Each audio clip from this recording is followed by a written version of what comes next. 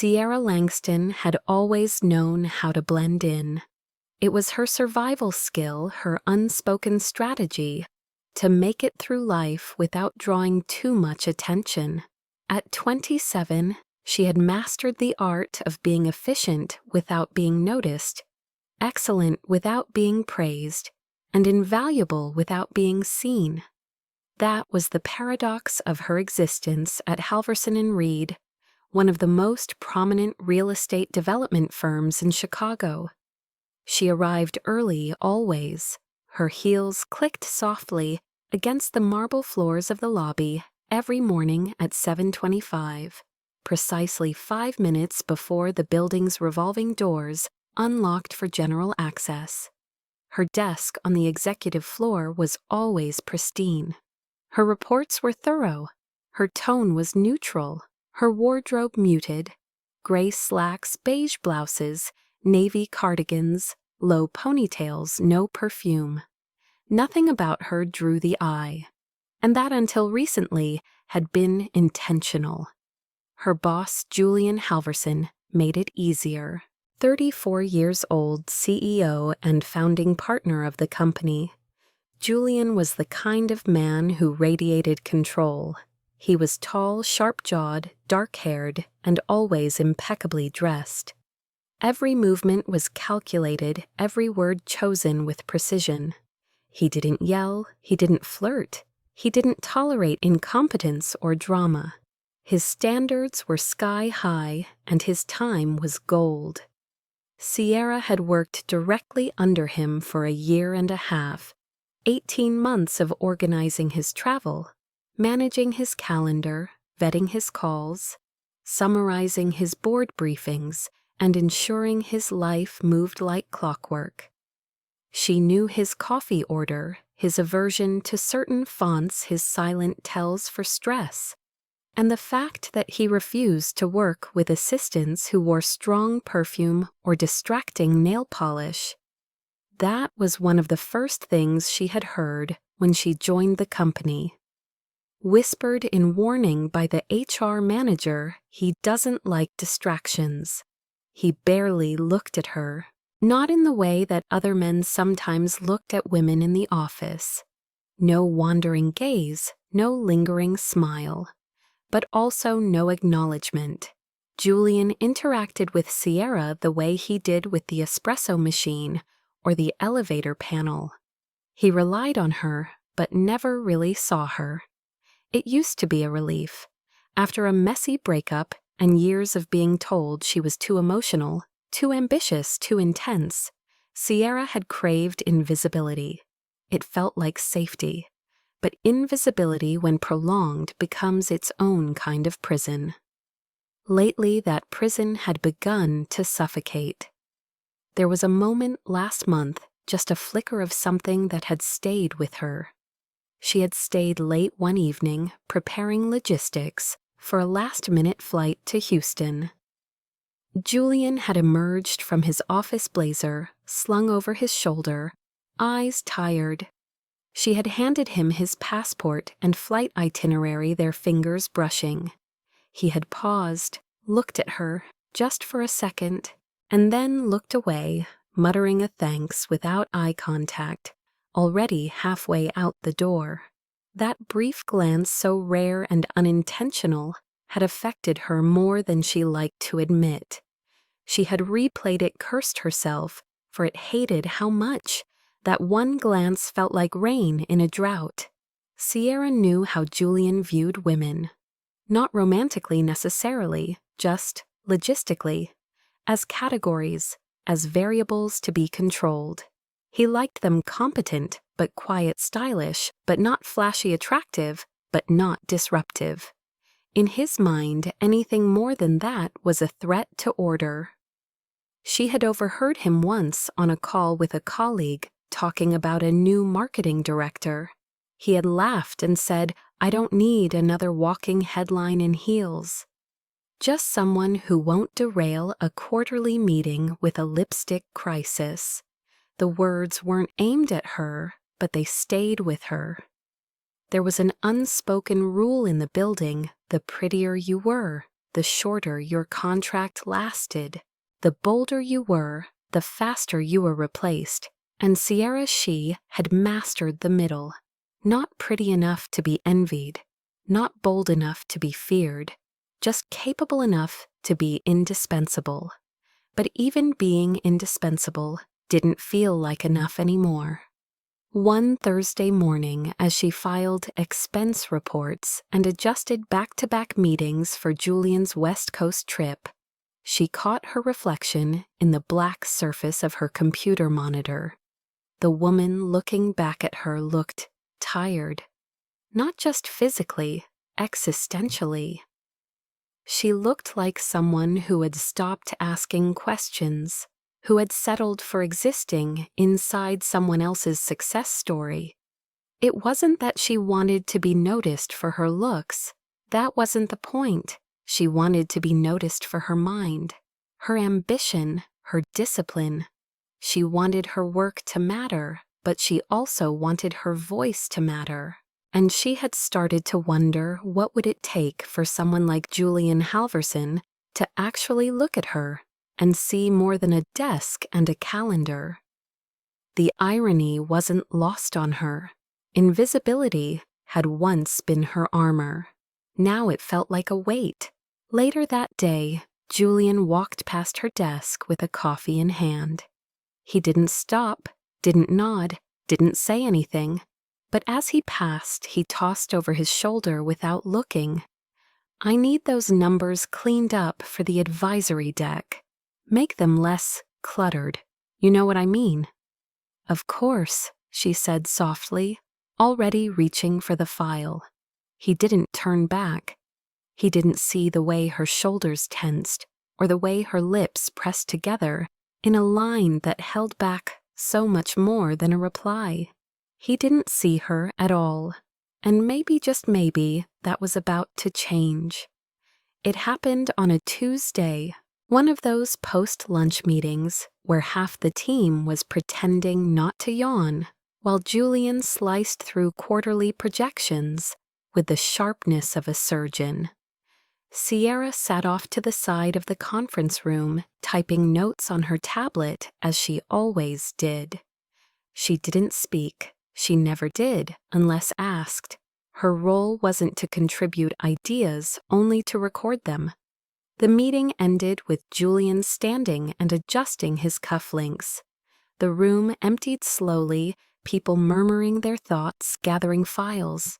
Finishing the last drops of lukewarm coffee, Julian lingered with Brent, one of the younger VPs, who was still in his performative masculinity phase, always trying to bond through sarcasm and bravado. Sierra was still at the far end of the table, quietly disconnecting her tablet from the shared screen when she heard it. Brent laughed and said something about a marketing assistant who had just joined. Julian replied, voice casual, amused. "At least I don't have to worry about mine being a distraction." Sierra froze. Brent chuckled. Julian added, dry and precise. "She's efficient, not flashy, no perfume, no high heels." "You'd think HR designed her to blend into the furniture." Brent snorted. Julian said, "You're lucky you're not pretty, Miss Langston."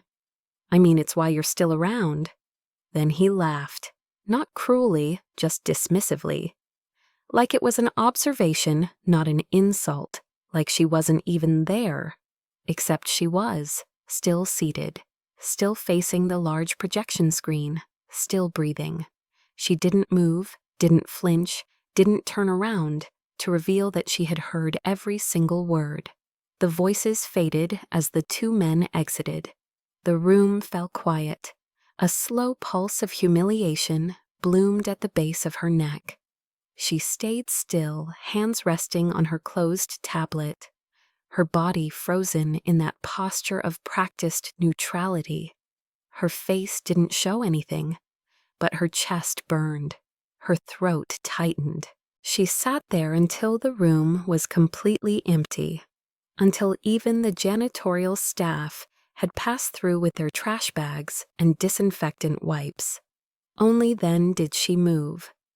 That night, Sierra sat curled on her worn gray couch, a half-eaten container of takeout growing cold on the coffee table.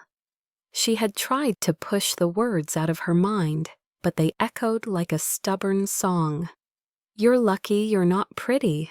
It was the kind of thing that wasn't technically harassment, not something she could report to HR without being accused of oversensitivity.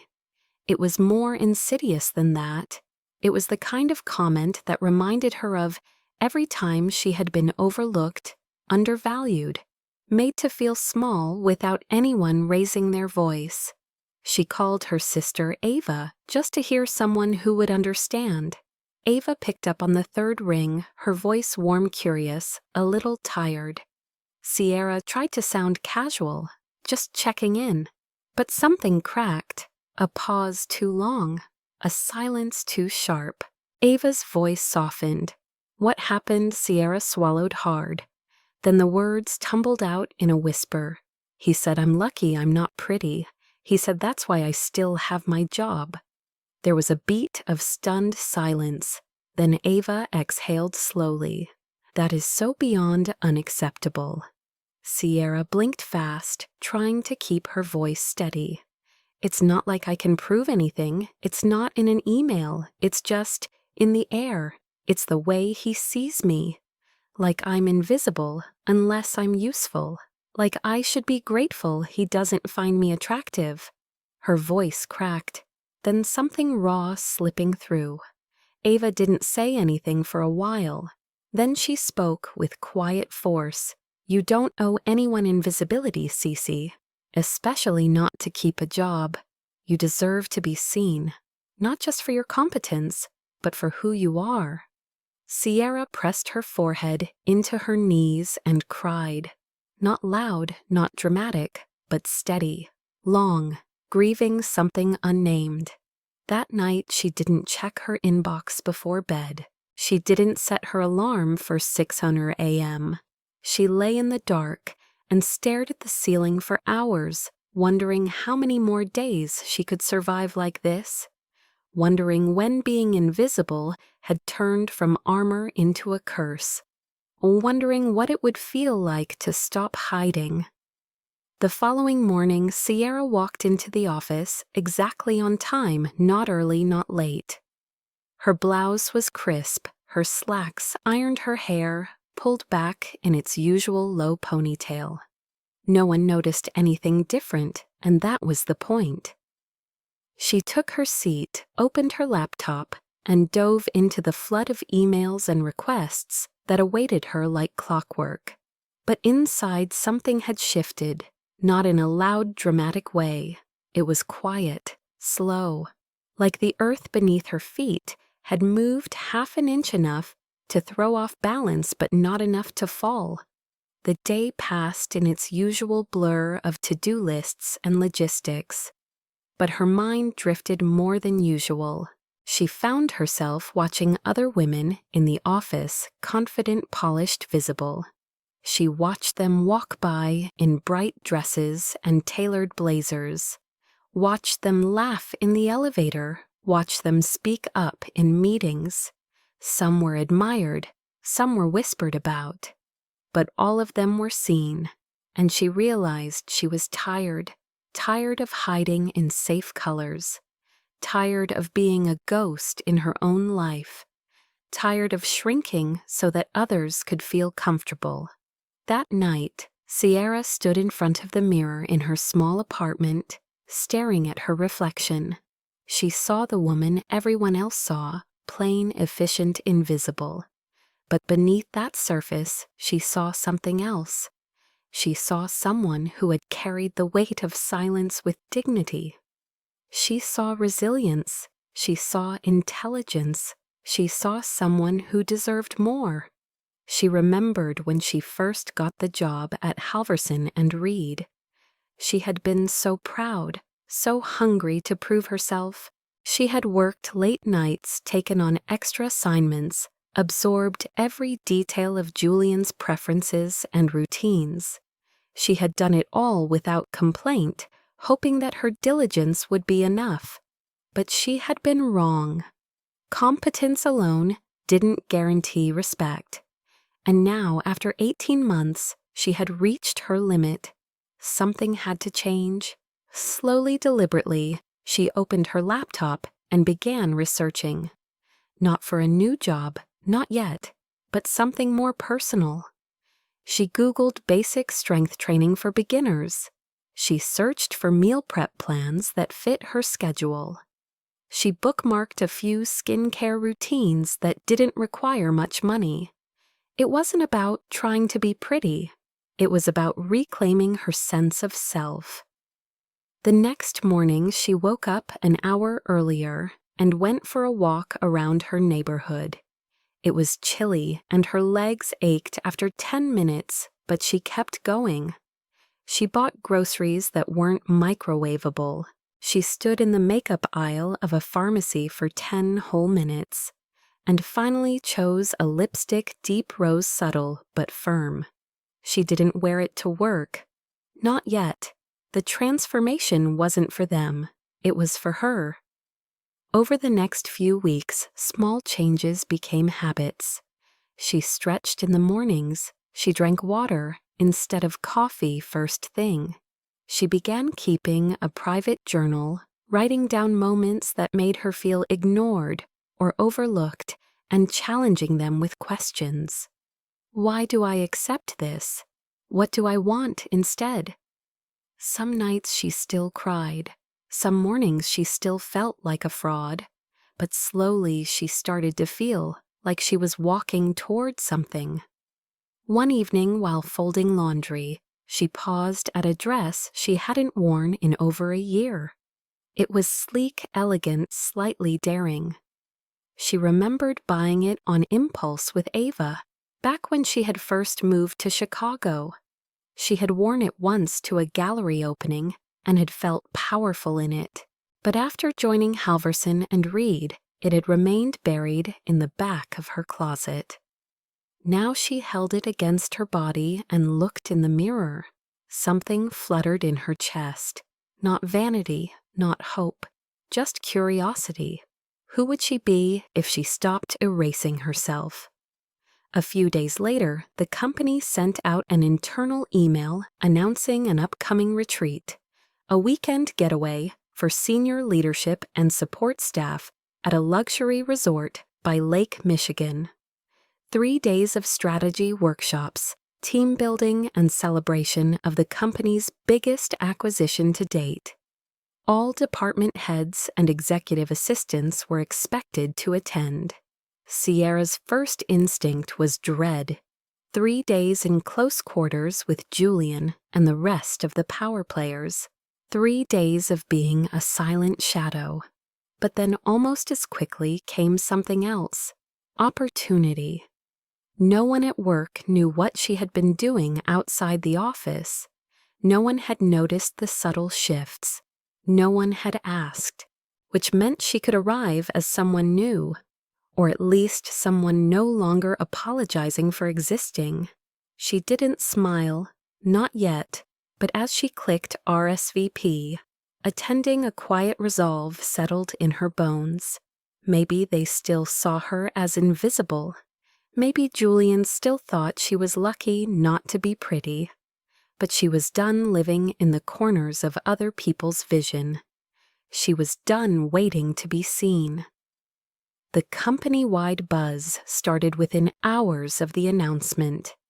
An all-expenses-paid 3-day retreat at Lake Bellevue, one of the most exclusive resorts lining the shores of western Michigan, complete with team strategy sessions, evening cocktail hours, private villas, and a gala celebrating the closing of their $400 million commercial real estate deal.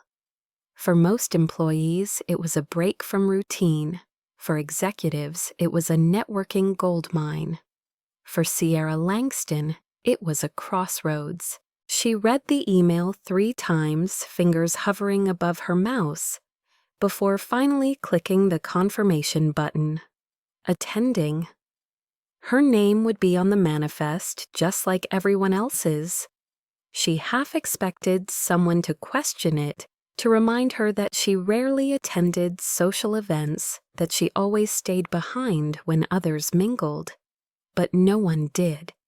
And that silence felt like an invitation she hadn't realized she needed. The days that followed were a whirlwind of logistics. Sierra organized flights for the upper team, managed accommodation arrangements, confirmed speakers and activities, and finalized Julian's speaking points for the Saturday morning executive panel. She handled it all with her usual quiet precision, her calendar full of back-to-back coordination. But underneath that seamless exterior, her mind was spinning in a new direction. She hadn't traveled with the company before, not overnight. There had never been a reason. But now there was something deeper, tugging at her, something more personal than professionalism. She couldn't name it. Only that she was done showing up as a ghost in other people's stories. Ava called her one night that week, and Sierra mentioned the retreat, her voice casual but tinged with something unspoken. Her sister picked up on it instantly. "You're thinking about letting them see you, aren't you?" Sierra didn't answer right away. Then she whispered, "I don't know if I remember how." Ava replied, "You never forgot. You just stopped giving yourself permission." That conversation echoed in her ears as she packed 2 days later, the night before departure. Her small suitcase lay open on the bed. At first, she reached for her standard work blouses. Her flat shoes the same beige slacks she had worn to every client dinner. But something in her stopped. Her hand hesitated above the folded pile of safe choices. She turned toward the closet. The dress from months ago still hung there untouched, and beside it a black one-piece swimsuit she had never dared wear anywhere but her own bathtub. Slowly she reached for both. And then, for the first time in a long time, she added red lipstick to her toiletries bag. Not because she had to, but because she could. The next morning she boarded the chartered bus with the others. She wore wide-legged linen trousers and a soft cream blouse that complemented her skin tone. Her hair was half up, framing her face with a softness most of her coworkers had never seen. She nodded politely, took her seat, and looked out the window. No one stared, no one gasped, but someone whispered behind her, "Is that the assistant?" "What's her name again?" She didn't flinch. She just smiled faintly to herself. It was already working. Something was changing. And for once, she was the one steering it. The villa assigned to Sierra was tucked along the northern edge of the resort grounds. A modest 2-bedroom with a view of the lake and a private path that led down to the water's edge. The first night passed quietly. The welcome dinner was formal but low pressure with Julian, giving a brief toast about legacy vision and the next chapter for Halverson and Reed. Sierra wore a soft navy wrap dress and nude heels, understated but flattering. A few people did a double take. One executive assistant she barely knew leaned over at the buffet and said, "I almost didn't recognize you. You look different." Sierra smiled. "Thank you, that was all." She didn't elaborate. The words hung between them, vague and unsettling in the best way.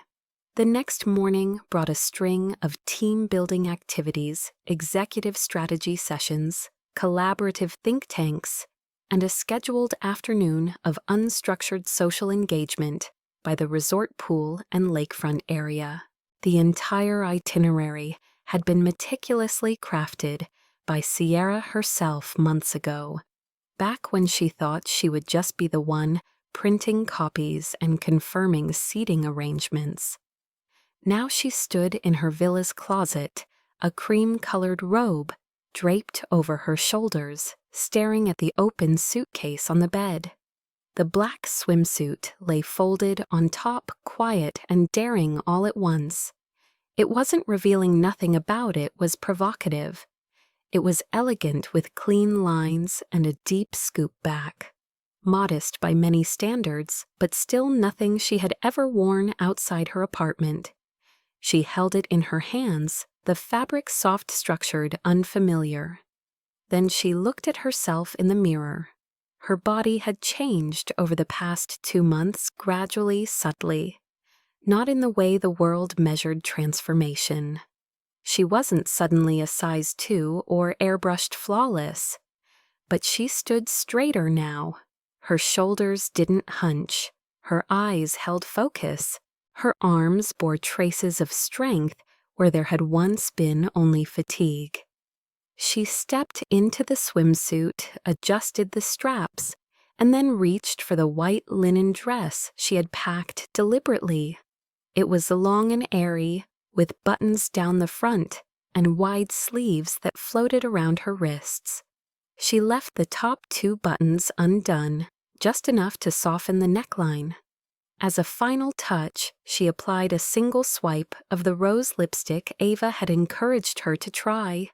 It wasn't about impressing anyone. It was about ownership. When she stepped outside, the sun was high and the lake glittered in the distance. Laughter echoed from the pool deck. She walked slowly, deliberately, sandals clicking against the stone path. No one turned immediately.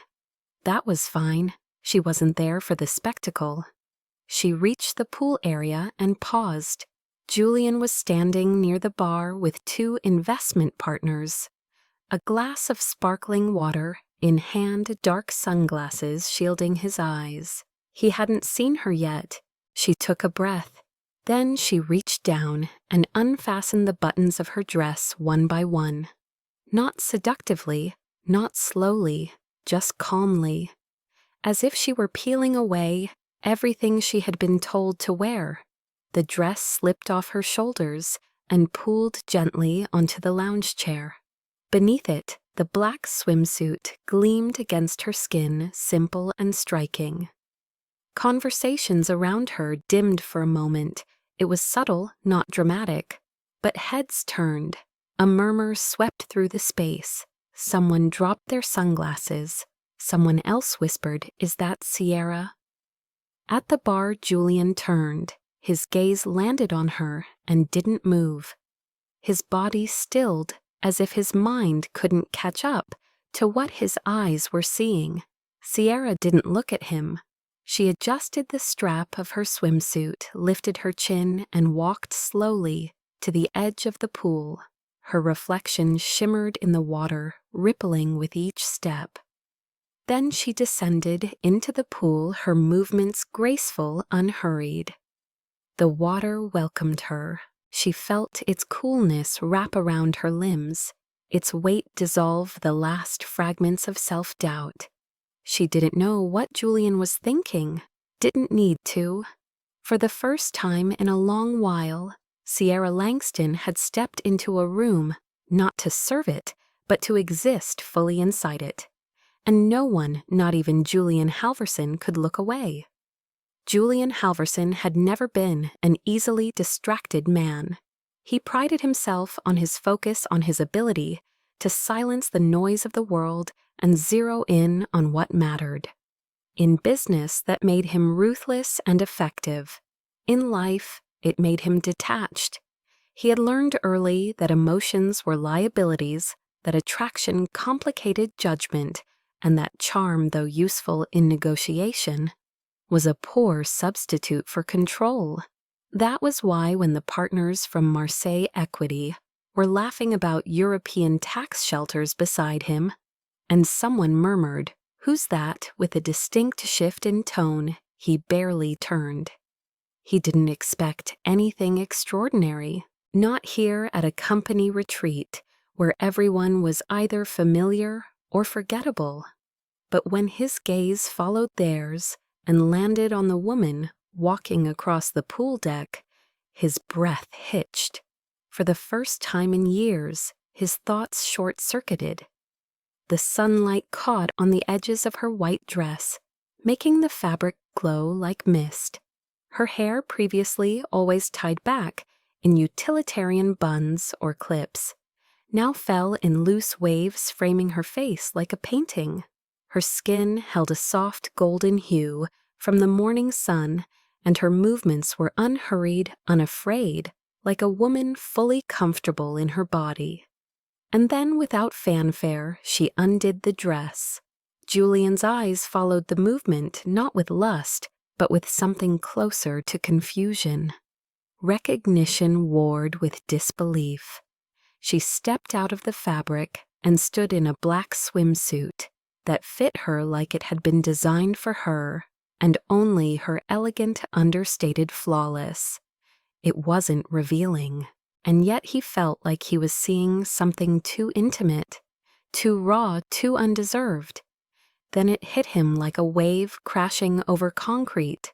Sierra Langston, his assistant, his unremarkable, non-distracting, never-considered assistant. He had never seen her like this. Correction, he had never seen her. Period. Not really. And now she was standing at the edge of the pool like a siren carved from moonlight, and restraint stepping into water as if it belonged to her. His partners continued talking, but their voices became distant echoes. Julian stared frozen. Something inside him, something he didn't know he still possessed, stirred. It wasn't lust, not exactly. It was disorientation, awe, a sense of loss somehow, for the months wasted not noticing her. Across the deck, a few younger executives exchanged glances, one of them clearly angling his chair for a better view. Julian's jaw tensed. He didn't know why that bothered him so much. She's a grown woman, he told himself. She can do what she wants. She doesn't belong to you. But the thought didn't soothe him. It stung. In the pool, Sierra floated on her back for a moment, arms outstretched, hair fanning behind her like ink in water. She looked serene, free, like a woman who knew she was being watched and didn't care. No, Julian corrected himself. She knew she was being watched, and she had chosen it, chosen to no longer be invisible. He felt it in his gut, that low ripple of something dangerous, not because she looked different, but because she carried herself like she knew her worth now. And somehow that made her 10 times more powerful than beauty alone ever could. The poolside chatter resumed, but Julian couldn't unsee what he'd seen. His world had just shifted, and no one else seemed to notice.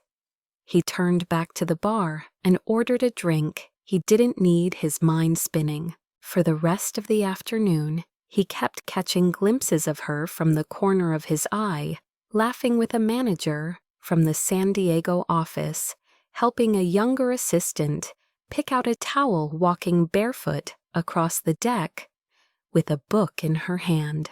She was magnetic, and everyone around her felt it, including him, especially him. Later, when she wrapped herself back in that white dress and walked past him, she didn't stop, didn't glance in his direction, just moved past like he was part of the landscape. That somehow was worse than anything she could have said.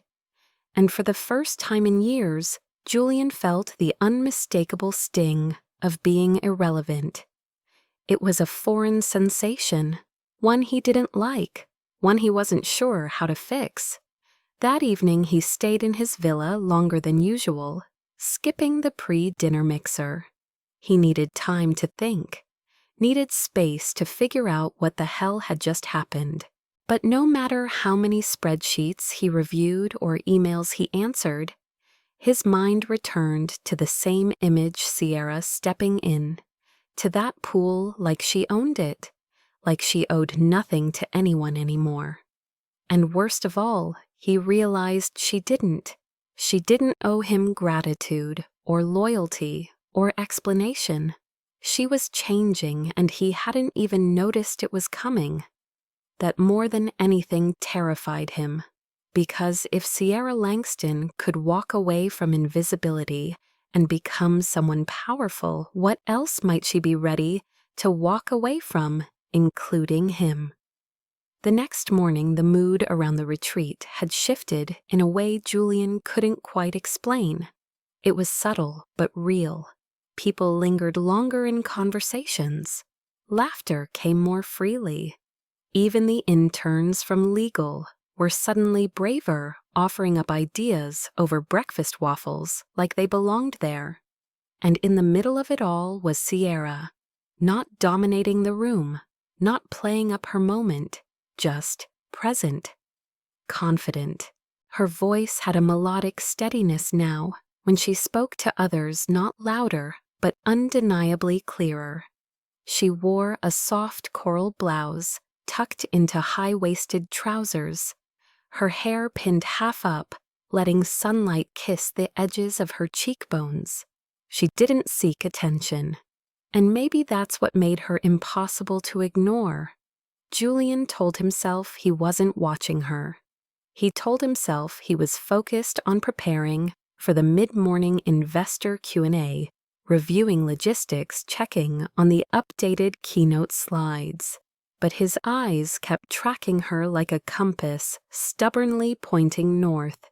She was seated at a table under the pergola near the lake with Alex Quinn, the new director of marketing analytics, young Ivy League charming.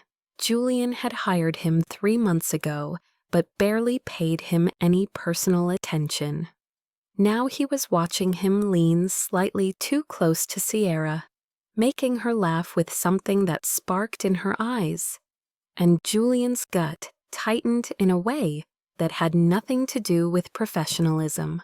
He couldn't hear what they were saying, but he could see it, the ease, the connection, the flicker of respect in Alex's gaze.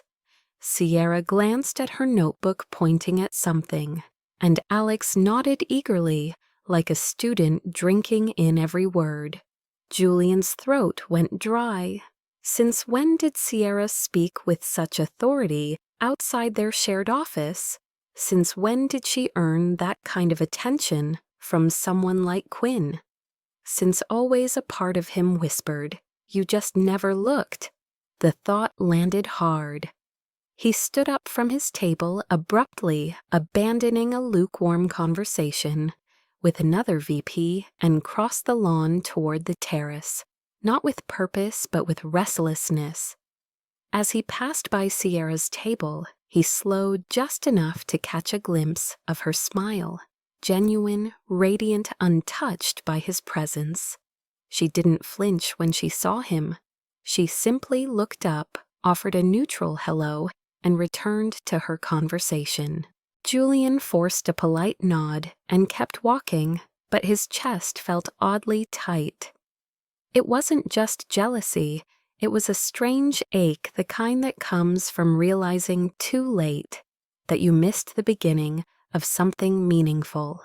That afternoon, he reviewed a list of internal candidates recommended for upcoming leadership development tracks. His eyes paused when he saw her name listed under Communications Division. Sierra Langston recommended for Internal Culture Strategy. He hadn't authorized that, but HR had, and apparently the rest of the senior leadership team had noticed her initiative, her strategic voice in crafting the retreat experience, her ability to coordinate without ego. She had stepped forward without waiting for his approval, without needing it. That rattled him more than he cared to admit. Later that day, he saw her again at the networking mixer on the west patio. She wore a fitted navy dress, minimal jewelry, and heels that gave her a few inches of quiet power. She was speaking with one of the female board advisors. Her tone poised her hands. Still, her presence unmistakably elevated.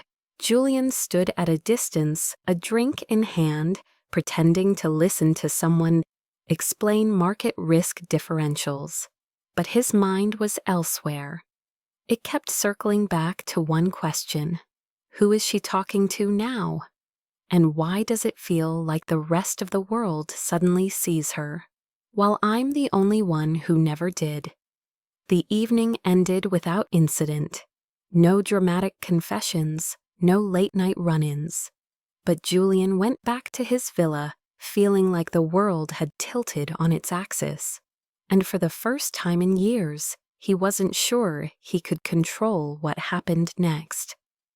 The evening gala was held in the resort's glass atrium, a 2-story structure of curved steel beams and amber-hued chandeliers suspended like floating lanterns. It was meant to celebrate the firm's landmark deal.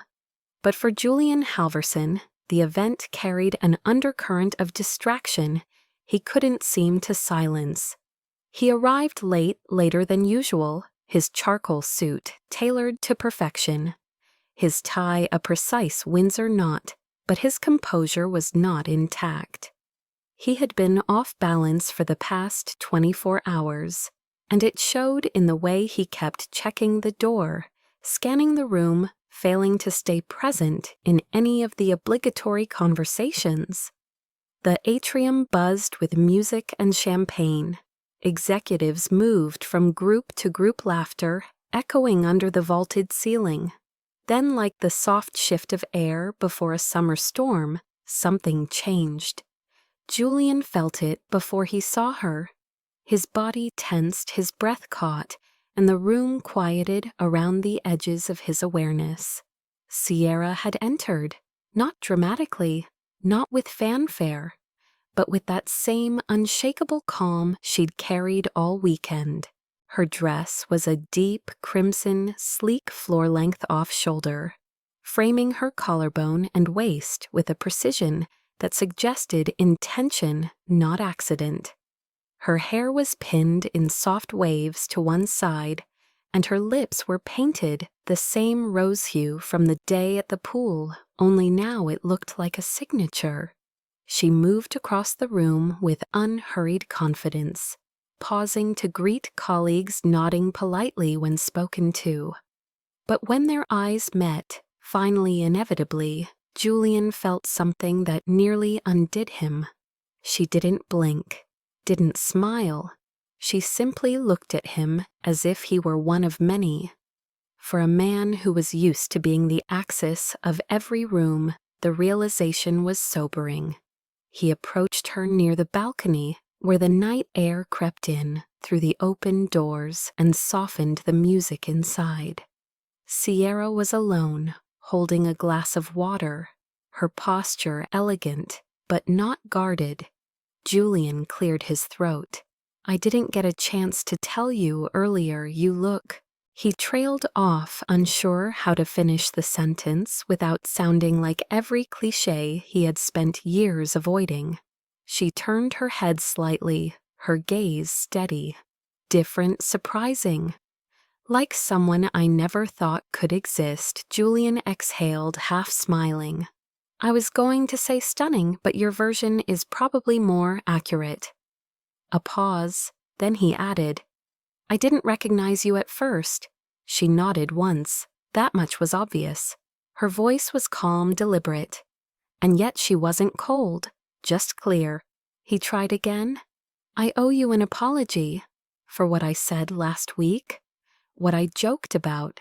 She didn't flinch, didn't look away. "Julian," she said, voice low, "the issue isn't that you said something cruel once. It's that it never occurred to you I could be more than what you saw." That stung. He opened his mouth, then closed it. Sierra stepped forward slightly, her tone still even. "I've always been here, doing the work, solving your crises, making sure your days ran smoothly.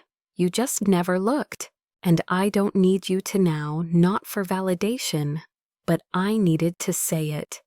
Julian looked at her, the woman he thought he knew, and for the first time saw someone who didn't need him, who never had. She turned back toward the ballroom. He reached out instinctively but stopped short. Instead, he said the only thing that felt honest. "You're right, I never looked. But I'm looking now." She glanced back at him, unreadable, then said softly, "That's not the point anymore."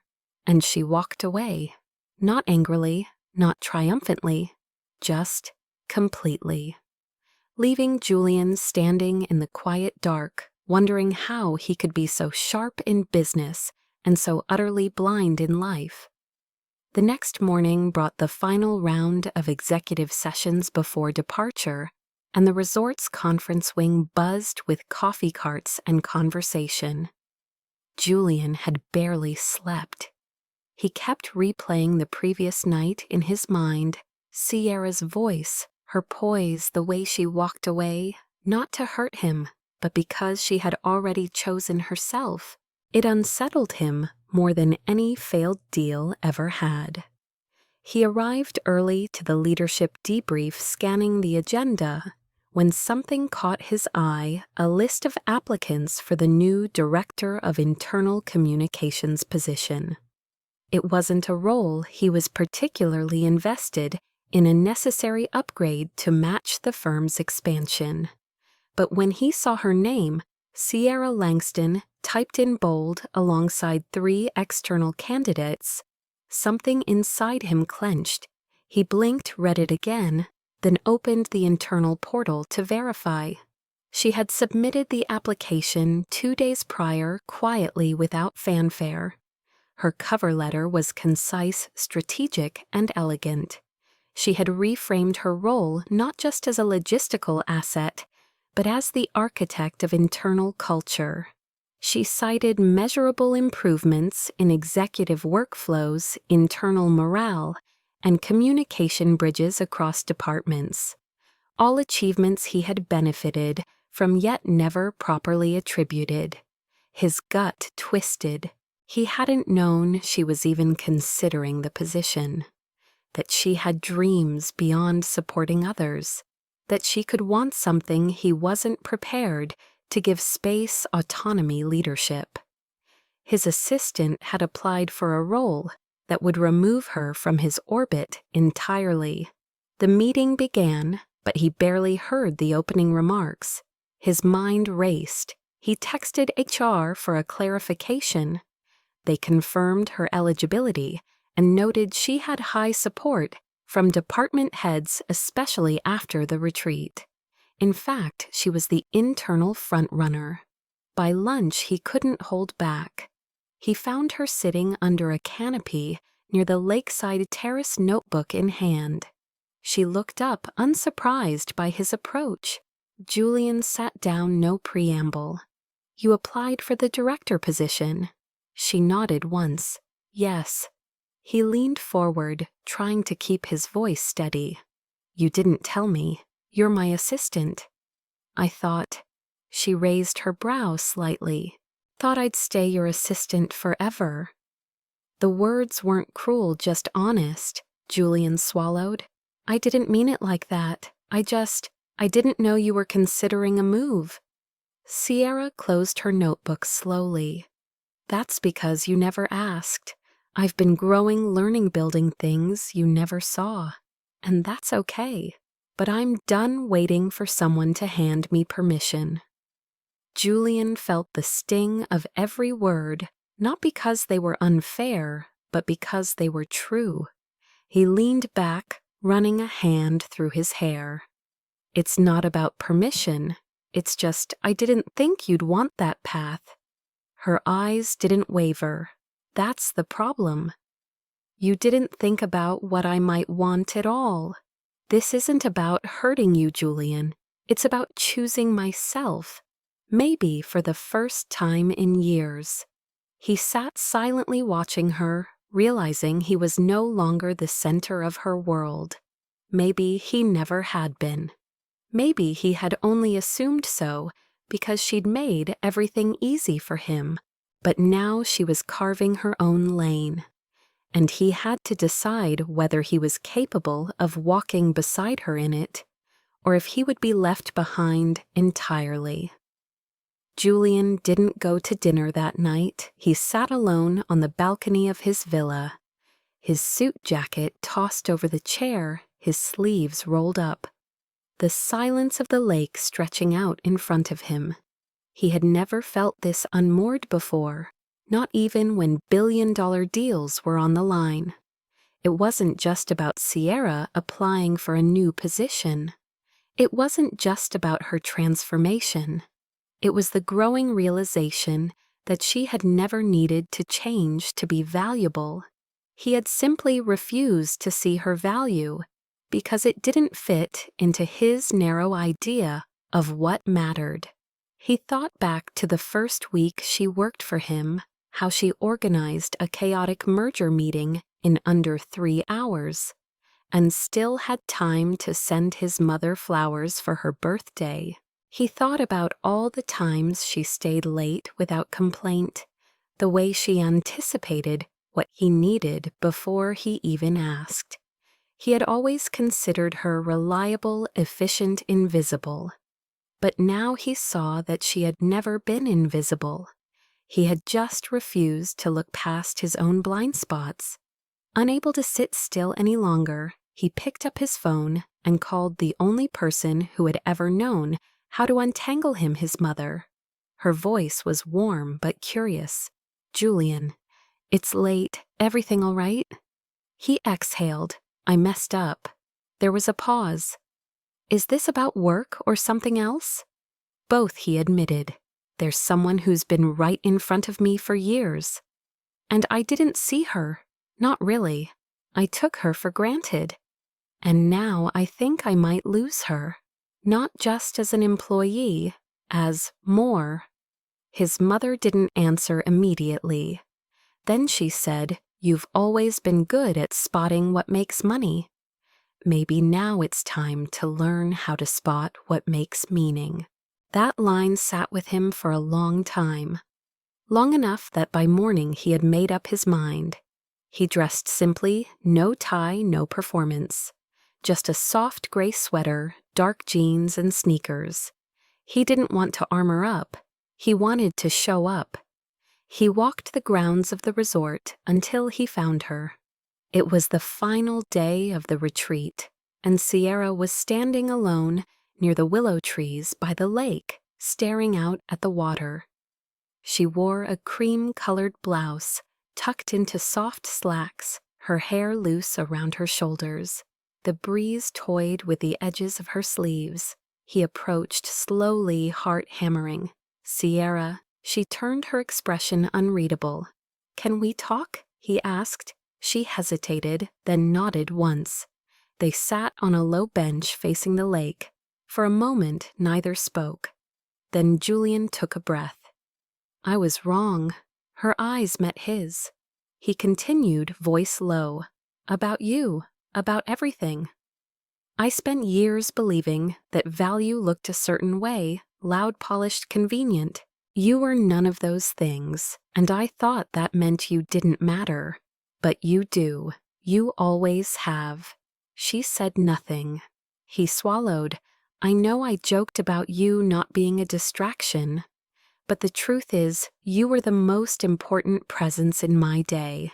Not because of what you did, but because of who you are." A pause. "And I see you now, not as an assistant, as a woman, as someone who deserves every damn thing she's reaching for." Her lips parted slightly, but she didn't speak. He leaned forward. "And I hate that it took me this long. I hate that I let my own arrogance blind me. But I don't want to stay blind. I want to learn from you, with you." A long silence stretched between them. Then Sierra spoke, her voice quiet but firm. "You don't get to love me unless you also respect me." He felt those words in his bones. "I know," he said, "and I do. I respect the hell out of you." She looked at him for a long time, her gaze softening. "Then stop talking," she said finally, "and show me." He reached out slowly, unsure, and she let him take her hand. Not with surrender, but with choice. The wind whispered around them. The lake shimmered in the morning light. And for the first time, Julian Halverson understood what it meant to truly see someone and be seen in return. The stage lights dimmed to a soft gold as the host introduced the next speaker. Cameras zoomed out across the packed auditorium of the International Culture and Communications Summit in Seattle. Attendees from Fortune 500 companies, nonprofits, and academic institutions filled every seat. On the large digital screen above the podium, her name appeared: Sierra Langston, Director of Internal Communications, Halverson and Reed. Applause broke out as she stepped into the spotlight. Sierra was composed in a slate blue pantsuit with minimalist gold jewelry and natural curls cascading over one shoulder. She didn't need flash. Her presence spoke volumes. As she took the mic, the applause faded into an anticipatory hush. She began not with data, but with a story about belonging, about what it meant to feel invisible in a room full of people, about how corporate culture often missed the quiet builders, the steady hands behind the scenes. But then she pivoted. Her voice grew stronger. She spoke of reclaiming space, of how companies transform not through slogans, but through listening, through seeing, through inviting voices that had once been overlooked to shape the very fabric of the workplace. The audience was silent, hanging on to her every word. And among them, near the back row, in a seat without a name tag, sat Julian Halverson. No entourage, no tailored three-piece suit. Just a man listening to the woman he had once failed to see. He hadn't come to make a statement. He hadn't even told her he would be here. But when he read her name on the summit agenda 2 months ago, he cleared his schedule. He needed to witness this, to understand what it looked like when someone bloomed beyond the limits of what others believed of them. When the session ended, the crowd gave her a standing ovation. Julian didn't stand right away. He was too overwhelmed. Sierra stepped off the stage with a quiet grace, accepting compliments but not basking in them. She was different now, or maybe just fully herself. As the audience filed out, Julian waited near the side exit. When she appeared, she stopped mid-step, surprised, then smiled, a real one this time, not guarded, not performative, just soft and warm and deeply earned. "You came," she said simply. "Of course," he replied. "I wouldn't have missed it." A pause passed between them. Then he nodded toward the city lights beyond the glass wall. Dinner. She studied him for a beat, then replied with a teasing smile. "Only if you promise not to interrupt me this time." His grin was immediate, but this time he didn't reach for her hand. He waited, and when she stepped forward, walking beside him into the twilight, it was with equal footing. Two people who had seen each other finally. Have you ever worked so hard to be seen only to realize the person you needed validation from never truly looked at you? Maybe it was a boss, a partner, a friend. Someone who benefited from your loyalty, your effort, your care, but never paused to ask what you needed. Maybe, like Sierra, you gave your best years to something or someone who only saw you as functional, background, convenient. Until one day something inside you whispered, "You deserve more than this." And maybe that whisper turned into action, into boundaries, into applying for the role you were told you weren't qualified for, into stepping into that room wearing exactly what made you feel powerful, into saying no to crumbs when you'd finally learned you could bake your own feast. Sierra's story isn't just about a CEO who changed. It's about a woman who no longer waited to be noticed before she claimed her worth. It's about self-recognition, quiet rebellion, and the breathtaking moment when someone who once overlooked you finally looks and realizes you've already walked past them. And if you've ever been overlooked, underestimated, or told you were lucky not to be a distraction, then maybe this story is yours too. So now we ask you, would you forgive someone who ignored your light for years once they finally saw it? Or would you choose the path you built without them? Drop your thoughts in the comments. We read every one. And if you're rooting for Sierra, if you've ever been Sierra, hit that like button to let the world know. Don't forget to subscribe for more stories of quiet strength, love that evolves, and characters who don't need permission to bloom. Share this video with someone who needs to hear that they are not invisible. And remember, being unseen doesn't mean being unworthy. Sometimes it just means they were never the ones meant to see you in the first place. Until now.